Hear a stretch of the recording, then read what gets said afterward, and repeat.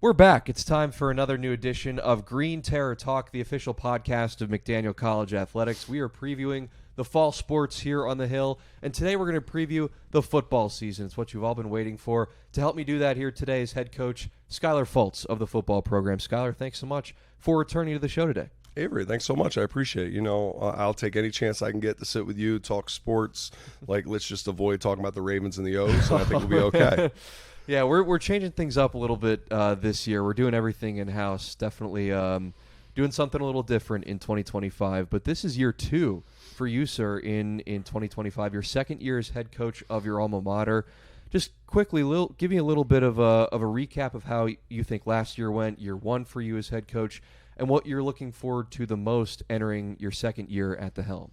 Yeah, year 1, no matter what, was going to be an adventure, right? It was a lot of new people, a lot of new faces. We brought in a bunch of new players, and the returning guys that we had were trying to get to know me, trying to get to know a couple new members of the coaching staff. So there was some feeling out from the beginning because we didn't have a full spring ball the spring before. It was a little bit consolidated because of everything. But when you look at year to year, there was a lot of areas we were significantly better than we were the year before. And you look at the overarching theme of Division III football last year it was the year of the COVID season. Everyone seemed to have all these fifth-year seniors. Right. Some people have been around a while, and we were trotting. I think our last game of the year, we started 7 or 8 freshmen. It was we had a lot of youth out there, and we took our lumps. But you look at towards the end of the year, at times we were playing really, really well against some really good teams. To end the year against Salisbury and Johns Hopkins is not an easy way to end your season, but I think that really helped propel us into the offseason. Because you look, yes, we started the year with a win, but by the end of the year, we were actually playing better football at times. And as a new head coach at a place, that's really all you can ask for, right? Is that constant day in, day out, go to work. Can we try to get better? And it didn't matter what our record was. The guys were still waking up every morning. They were going to practice. They were going to lift, and it really gave us a lot of excitement going forwards because we thought we were making some good progress in some areas. Yeah, absolutely. You could definitely see that too. You mentioned it. You hit the nail right on the head that when you open up your college coaching career at your alma mater with a win,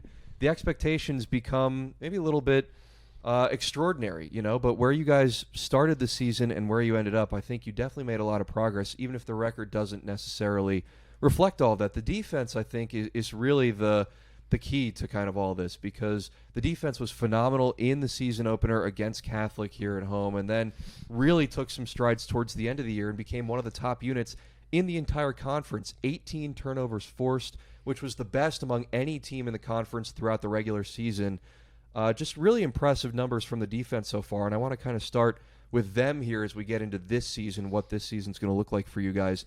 A lot of great returners on the defensive side of the ball. You have to talk about the 3 all-conference players that are returning to the defense this year: DeMonte Gifford, Tavon LeGrand, and Malachi Murphy, who's a graduate student coming back for his 5th year of college football on the Hill. So tell me about those 3 guys and how they will help lead the defense into 2025.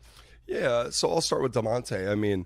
DeMonte, actually, you'll see this year he's wearing a New Jersey number. He was voted as the one of our players. He was the one that receives the right and the ability to wear number 1 within our program. Right. And for us, the way we vote upon that is we want to vote for the best player that also represents the program the best, that also believes in our core values the best. And it's a testament to him, not only as a football player, but as a person, right? Because in a short amount of time, all the freshmen, they all started realizing the quality of person that he was, right? So to have a player like that also is very, very talented at what he does is a really, really exciting thing. And you're just hoping to see the growth. We spent a lot of time in the offseason with DeMonte talking about gaining some weight because he is a really big guy, but at times he looks a little thin. And I ended up hearing from him a couple times over the summer being like, Coach, I gained another 5 pounds. It's like, all right. So, he lives in Florida too, so he's sweating, working out a lot, but he put in a lot of work to get there. I'm really excited to see him play. You talked about Malachi. There's another person that received votes when we were talking about who's going to wear number 1, someone that a lot of the guys on the team not only respect, but they understand the ability that he possesses. He is a game changer in the secondary from a defensive standpoint, right? He's great at communicating some of the actions he can do and some of the things we do defensively. It's kind of hard to see that, right? Some of the things go kind of unnoticed because he might not come away with the interception, but he was able to help us stop that play because of what he did and how he communicated things. So really excited to see Mally for the last year. Made me really happy when he said he wanted to come back. Yeah. So I'm really excited to see him finish it up. And then you mentioned Tavon there at the end. Had a really, really good freshman year, but I had a really stern, positive conversation with him during the offseason. I think it challenged him because I said, I don't want you to be another example of the sophomore slump, right? It happens all the time in college football. You have a really talented first-year player that comes in and does really, really well, and they rest on their laurels. They think they can handle this because they had an okay year, and they don't get better, but everyone else does. Right. And Tavon really took that to heart, had a really good offseason. He worked out really, really hard over the summer because he came back in really, really good shape, and I'm excited to see him in year two kind of take that next step of the plays he missed last year. He'll be there to make it now. The misreads he made last year won't happen again, because a lot of it last year with him was he had all the talent in the world to make the play. He just was a first-year player that made mistakes. Right. So excited to see the growth that comes from him, and those three guys mixed with some newcomers and some other returners. It's going to be really, really excited to see those guys grow. Yeah, absolutely. You mentioned those other returners too, and I want to talk about them here just for a bit. Couple guys that stick out to me on the defensive line in the front seven. You're talking about Michael Hensley, who is one of the starting defensive linemen from a year ago. You also have to mention Montez Chapman Jr., Kevin Batchelor Jr. They're back in the mix in the front seven this year. The secondary is also returning a couple of key pieces in Christian Homer and Jake Kohler, both of whom were starters a year ago. So talk about those guys and how they can kind of help supplement the rest of the defensive unit along the way. Yeah, I mean, as an entire unit, we kind of charge them to take the next step, right? Because at times they played really, really well last year, and at times they had a couple lapses, and we realized, like, hey, we have to play a lot of people, right? College football these days, you can't just trot 11 guys out there and keep them in the whole time. So everyone's going to get some playing time. Everyone's going to figure out where they fit correctly. So we challenged them through the offseason, right? If you talk to them, this was the hardest offseason the older guys have ever had. Yeah. We really, really pushed them because we realized how close we were at times last year and how we had to get over that hump, and a lot of them showed some really, really good growth. I mean, Mike Hensley is bigger now than he was a year ago, right? Tez is more athletic than he was a year ago. Kevin is a year older than he was. Christian's the quiet assassin in the back. You'll never hear Homer say a word, but you'll see him play because he's going to play aggressive. And I don't know if he ever actually speaks on the football field other than saying good job. But he's there and he does a fantastic job. And I'm excited to see him because we started tweaking some things on defense. How are we going to fit these guys together? And I'm really excited to see this group really come together. Yeah, and they showed a ton of progress last year, I'd say, in year one for you. I mean, again, we talked about how adept they were at forcing turnovers. 18 turnovers, 9 interceptions, 9 fumble recoveries. For a defense that's still just learning and gelling as a unit, were really impressive numbers to see from them, and hopefully that progress is linear, continues to grow for them this year as, again, you're returning 3 all-conference players on that side of the ball. Really great to have that senior upperclassman leadership taking charge of the defense, and the rest of the guys will follow. Hopefully, again, that experience they gained from a year ago will play positively into their hands in 2025. But I want to switch now and focus more on the newcomers, the first years that are into the defensive fold this season. Who are some guys that have stuck out to you in practice, the other coaches on the staff? Who have they talked about as maybe, carving out a role for themselves on the defensive unit as underclassmen this year? So we had a really big incoming freshman class. I really wanted to grow our roster a little bit to be able to play some developmental JV games. And we not only hit our goal, we exceeded it, and we got some really, really good talent. I'm excited to see what happens. There's a couple of guys firsthand. We did get a couple of transfers, but we did get a couple of first years. Like, for example, Kendrick Williams. You're going to see Kendrick play. Yeah. Kendrick is a very, very talented DB. I'm excited to see what he can do the next 4 years. David Smith is another one. He looks a little bit like Homer from a body type, and you look at, but he's a highly, highly intelligent individual. He got admitted into our nursing program here, so I'm really excited to see what David can do. He's from Kennerdale in Pennsylvania. And then you have guys like Jimmy Stanger, who's a transfer that we got. We have a couple other young guys that they're on the cusp of really breaking through, right? Yeah. Are they going to be in the 2 deep? How much are they going to rotate? And then even some of the guys that were first-year players last year that now are moving up. Like, wait till you see what Kyrie Shingler looks like now. Kyrie dropped 30 pounds from last year and actually ran the fastest shuttle time when we did times during camp, right? Dante Evans is in better shape than he's ever been. Like, some of these guys that played a little last year now are primed to play a lot more and at a really, really high level. So as much as you want to talk about the newcomers, some of those guys are almost newcomers too, because they only played a really little bit last year. But at this point, it's exciting to see them move forward too. Yeah, absolutely. Really cool to see their development and how they kind of form a niche for themselves on the defensive side. Definitely very interested too to see how those freshmen sort of fit into the mix here as the season progresses. Of course, season openers tomorrow night, so I think a lot of those questions about who's going to play, who's going to make the two deep, who's going to get some significant time on the defensive side of the ball will be answered during that season opening game at Catholic tomorrow night. But I want to switch gears here now and focus on the offensive side of the ball. Last year, the offense was a work in progress. It was a new offensive system that you were implementing with a lot of guys that needed some more time to learn your verbiage and just, the personnel packages, all those sorts of things. There's a learning curve to that. It's not easy to learn another new offense, and so the offense took a little time to grow and develop. What have you seen so far from the offensive unit in your first couple of practices and scrimmages? Who stood out to you as an offensive guy on the offensive side of the ball? Using the word work in progress, I don't know if that's quite strong enough.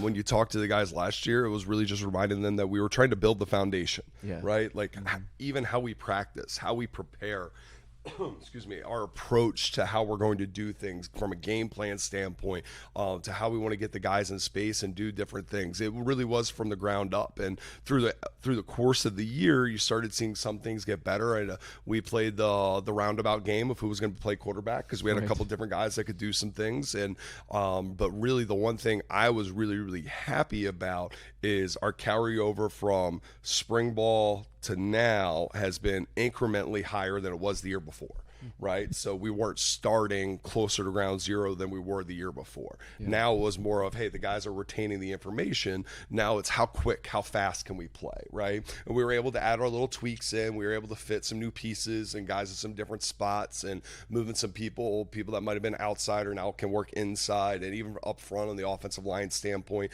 moving some people around, getting them some experience at different spots.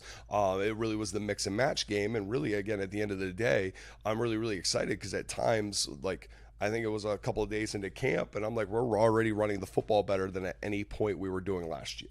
Right. And we were really, really excited because it meant the guys were buying in. They were finally seeing the product, right? They were seeing the benefit that was coming from all the work they did before. And I just have to keep reminding them that it's step by step by step. Yeah, exactly. That's really all it is. You just have to keep building on the progress that you make. Football's a tough game that way, and that it's a very short season. You don't have a lot of time. You have to take advantage of the time that you have. But the fact that you're already seeing that progress in such a short time, and that the knowledge is carrying over, the memory is carrying over, and that you're seeing those things being applied on the field already before you even play your first game is a great sign of progress, I think. You know me, I love to talk about quarterbacks. It's the moneymaker, right? It's the big position. So I've got to ask that question. What have the quarterbacks looked like so far in your first couple of weeks of practice? Who stood out to you from that QB room? Are we going to see the same guys we mostly saw last year in Jaden Booker and Angel Granado, both back in the quarterback room? There are a couple of freshmen, a couple of newcomers that could become a mainstay in the quarterback room. What have you seen so far from that specific group, and who has stood out to you the most? So we got 3 returners and we have 3 incoming first years. And I got to say, this quarterback room has been one of the more fun that I've had. They ask such great questions. They're trying to learn. They're starving for it. And it's been really, really good all throughout camp. So I have to start there because I have to give them a lot of kudos, because whether you're a freshman or you're a returner, I mean, we played a couple guys last year. It's a really tough and sometimes an awkward situation, right? Sure. So we went into it. I mean, Jaden Booker, we call him JB. He's really taken the next step, right? He's really done a fantastic job. Excuse me. a fantastic job of really learning and diving into what we're trying to do on offense. Had a really, really great offseason. And again, there's another individual that also received votes when it came to getting number one. Wow. And then you also have Angel, who's been a mainstay within our program, a guy that a lot of people look up to just because of his work ethic, just because of his ability to show up every day and do the right thing and really kind of rally guys around. Again, someone else that also received votes for number one, right? So it's a really exciting thing when you have two guys that played last year that people see and know that they care and they're invested. It was a really, really good job all camp. And then Mick Johnson was the other one returning guy, and I met with Mick last year, and I'm like, Mick, you gotta get bigger, gotta get stronger, gotta get faster, and he gained 25 pounds in the offseason. So like the guys really took to saying what they had to do and understand where they have to get better at. And then we got three young guys that, again, at the end of the day, quarterback as a freshman in college might be the hardest part of anything. Learning all your teammates, how you do things, even how you take a snap, how you do a cadence. But those three have been fantastic, right? They take incredible notes. They care. I'm really excited about the future of those guys and seeing how they progress as well. Yeah, a lot of question marks for sure going into the season about who's going to play quarterback. But you've got some experienced returners. Jaden Booker definitely showed a lot of promise last year. Angel Granado, as you mentioned, the veteran in the room who's been a part of this program for a couple of years now. And then the young guys who are looking to make ways themselves and carve out a spot for them in the quarterback room. So definitely interested to see how that situation develops. Again, I know you like to play guys based on how they performed in practice. You don't play favorites. You don't go into the season with a specific starter who's going to play no matter what.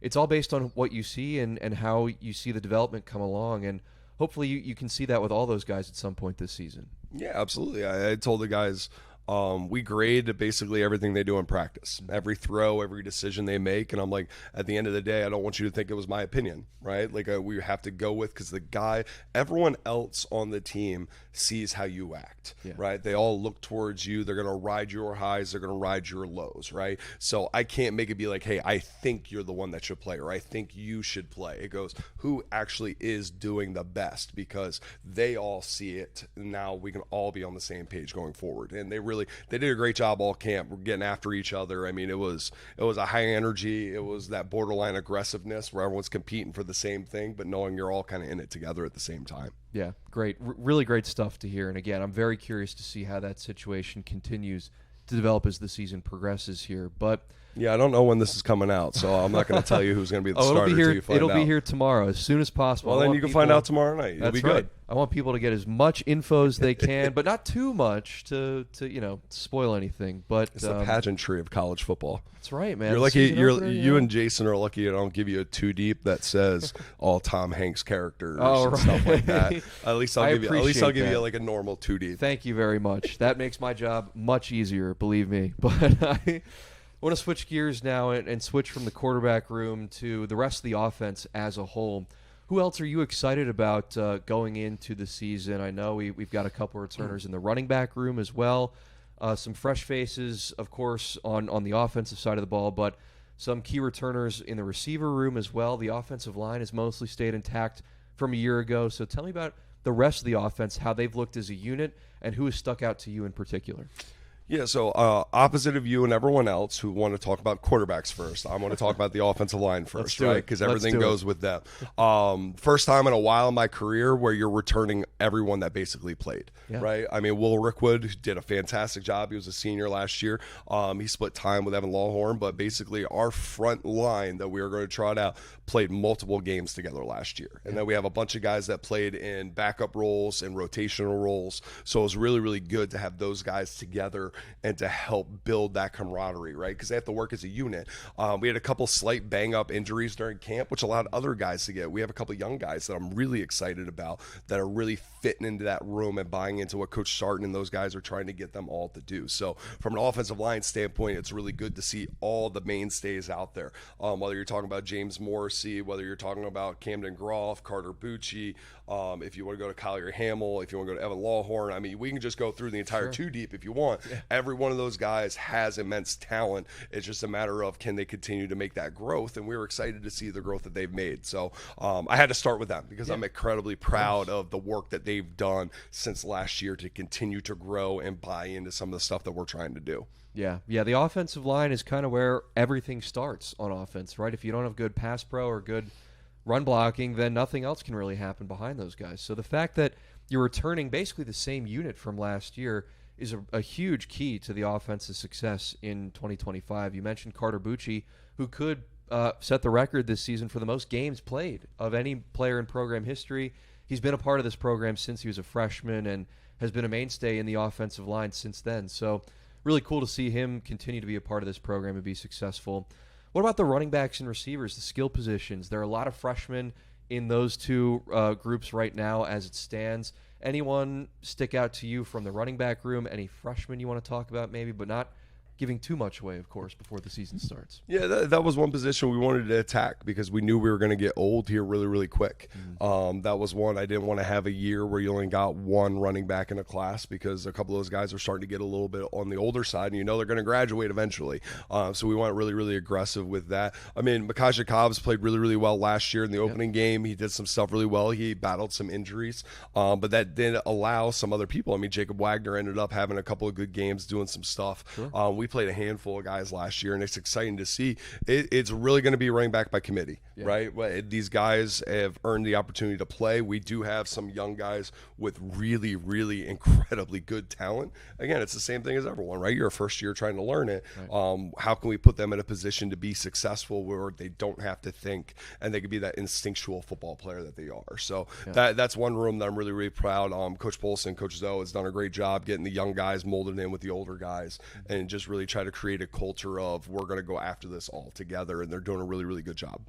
Yeah, definitely excited to see how the running back group grows this year as well, because Micajah Cobb did get most of the touches last year in the backfield, had a great game in the season opener against Catholic here under the lights at Gill Stadium. But you also saw some flashes from Kenneth Dempster last year, who's back in the fold. Jacob Wagner got the start to end the season against Johns Hopkins and played tremendously well in that final game, so he could definitely carve out a space for himself as a third down specialist, a pass catching specialist. You never know. A lot of different things that you can do with the running back room. And same for the receivers. You're talking about Logan Marsh, who's coming back into the fold this year after tearing his ACL a year ago. Grayson Wendell, who's the leading receiver, he's back in the fold this year as well. Caught 32 balls a year ago, which led the team. So you get those returners that are back into the mix, finally healthy for the most part too. The skill positions, I think, are definitely an area that I'm interested to pay attention to this year. Yeah, you kind of hit the nail on the head. I mean, Wendell, I told him arguably I thought he had one of the best off seasons of anyone on the team. Did a really, really good job. He earned the ability to wear number 0 as a wide receiver because he worked really, really hard to do it.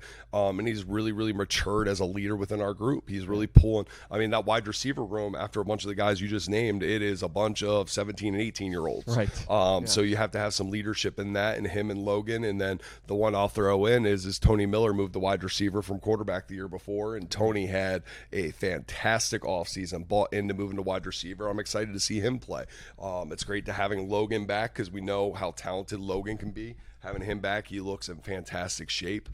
So as a total group, it's really, really exciting to see what's going to happen with those guys in the future. Yeah, definitely keeping an eye on how the receiver room grows because, again, you are returning those 2 veteran players, but a lot of freshmen and a lot of sophomores that could definitely make an impact in 2025. I want to switch gears now and talk about the schedule. This is a gauntlet this year. As I'm sure you know, the conference is always a tough league. You had Johns Hopkins, who led the preseason poll voting, is back in the top 25 nationally. They made the Final Four last year in the Division III NCAA tournament, so they're, of course, going to be a dominant program again this year. But you've got a newcomer in the conference this year, Carnegie Mellon, who's joining as a football-only member in 2025.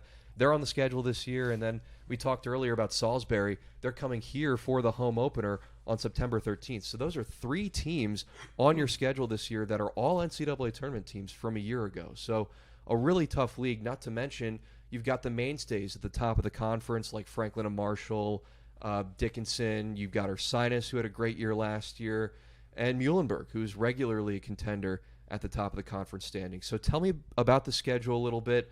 what are the games that you were looking forward to the most? And tell me a little bit more about that home opener against Salisbury on the 13th.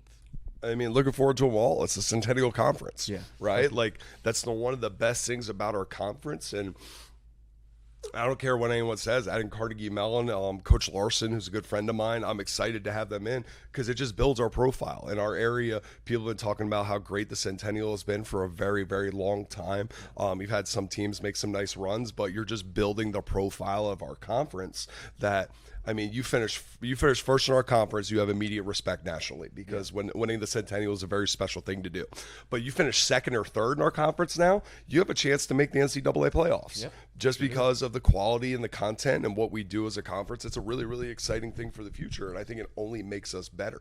When you look at the totality of our schedule, there's a reason why I added Salisbury onto it because we weren't originally supposed to play them, right? We had someone else drop us, and I went searching around for a game, and at the end of the day, it's like if you want to beat the best, you have to play everyone, right? You have to play quality teams. So I'm not going to just play 3 non-conference easy games. I want to challenge us, right? So why not challenge a team that you played the year before that made a run into the playoffs that coming here now gives you a chance. It's a school that's also in the same state as you recruit against. I'm like, let's go. I think it's awesome for football. It's great for McDaniel college football. It's great for them. It was a really, really easy choice for Coach Wood and I when we first talked. Just because it's a great atmosphere here on the Hill for a football game. Great for them to come here, and it's a great way for us really to kick off the rest of our season because, like you said, it is a gauntlet. So. Why put the gauntlet off? Right? Go right into it head first and see what happens. Yeah, exactly. I mean, that atmosphere is going to be tremendous on the Hill. I can't wait for that game because, again, this is a Salisbury team that's one of the top-ranked teams in the country. You mentioned it. You're competing for recruits. You're playing the same state. This is a team that is always towards the top, and you can only get better by playing the best teams and getting that experience, and I think that game in particular is really going to go a long way to accomplishing that goal. But I want to talk now about the season opener, which is tomorrow night on the road at Catholic in the nation's capital, Washington, D.C. This is a team you played last year, of course, in the season opener here at home, and a team you beat for your first win as head coach here at McDaniel. What are you looking forward to the most about that matchup and the rematch going into tomorrow night? First, let me say the one thing I am looking forward to is seeing Catholic's head coach, Coach Gott, right? Him battling cancer last year. He wasn't able to make our game. So I'm incredibly excited to meet him in person. We've had conversations before. So let me start by saying I'm excited that he's going to be there. I think that's great. Him and I have talked about how much we love the fact that we play each other. It's a great football. We were talking about future scheduling and stuff because we think it's a great matchup for both schools. So I'm excited for that. And again, Catholic's a really quality team. They finished 5-5 last year. They're in the landmark. They played some really, really good opponents. We just played really, really well that opening game. Defense played lights out. We made just enough plays more than them, and who knows what happens, right? It's every single game you go.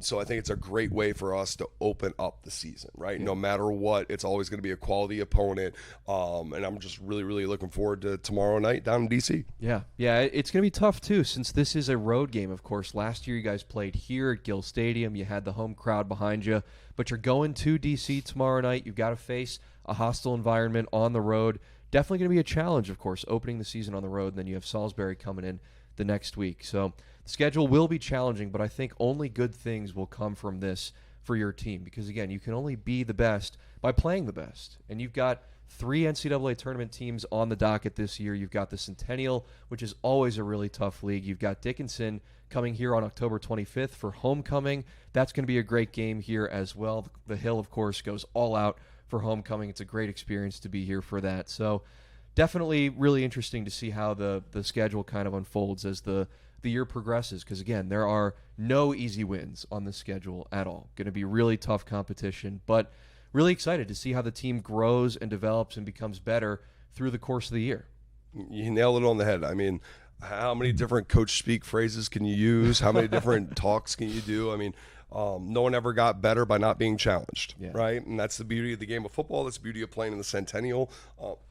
Excuse me.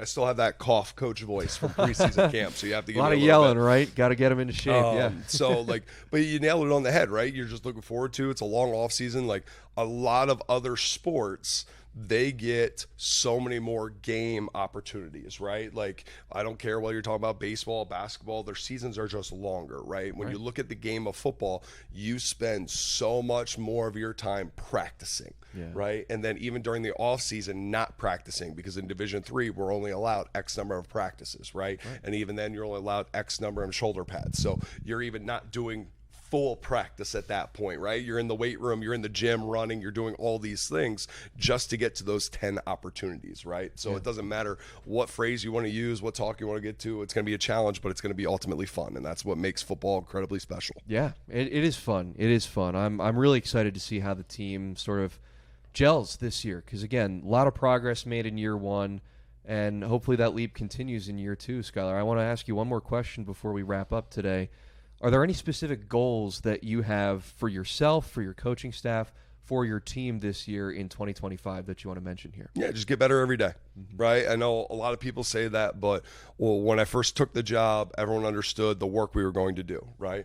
Going through year one, just getting the guys every single day. It didn't matter what the previous game score was. Didn't matter what was going on that day. Can we get better every day, right? I'm not one to use specific statistics. You're not going to come up to our office and find a goal board that say we need to average X amount of points. We need to give up X amount of points, right? Because the world gets lost in those things. And everyone knows no game is ever perfect. It's just when you lay your head down at night, can you say you got better? Can you say, I am a better football player, I'm a better person, I'm a better student than I was the day before? Am I a better coach? Am I a better husband? Am I a better man than I was the day before? And ultimately, that's the challenge I want to get into these guys, because that's something that's not only going to help them now, it's going to help them 30 years from now. And I really, really believe that they are buying into it. They are seeing it. They're seeing the benefits, because it starts with just in the weight room. It's really easily noticeable, right, when you get stronger, because the weights become easier. You can start lifting more weights. It's really easy to see that you got faster because that time on the stopwatch got a little bit slower, right? Those are really defined things you can see, but it's hard in the day-to-day stuff with football. It's hard when you're running the exact same run play. You're blocking the same thing. It's hard when you're playing man-to-man coverage, again, on the same person for 12 straight days. It's hard, but can you really just say, I got better today? And I really think the guys are buying into it and they're believing it from top to bottom. Yeah. And it's a very accomplishable goal, right? I'm not even sure accomplishable is a word. I think it is. But it's something that you can attain, right? It's not something that's too lofty or too big of an expectation. Everybody can try and get better every day in a little area here and there. Just make those little improvements, and ultimately the payoff will be big down the line. So I think that's a great way to approach it. But Skyler, that's all I got for you today. Thank you so much, man. You've been great. Really looking forward to the football season this year. It's so much fun to be out here on the Hill, to see everybody sitting in their cars, tailgating, having a great time, seeing all the students come out to support you guys. It's a really great atmosphere, and the fall is a great time of year because of that. So thanks very much for coming on the show today, and best of luck to you and your team in 2025. Hey, I appreciate it so much, Avery. Everyone, please come out, join us on the Hill. Every single home game Saturday, please pack the Hill. It's going to be a great time, and ultimately, at the end of the day, go Green Terror. That's right. Great atmosphere. Make sure and come out and support your Green Terror. This has been Green Terror Talk, the official podcast of McDaniel College Athletics. I'm Avery Newport, signing off for Skyler Fultz, head coach of the football program. Thanks so much for watching and listening to today's episode. We'll be back again next time. Take care.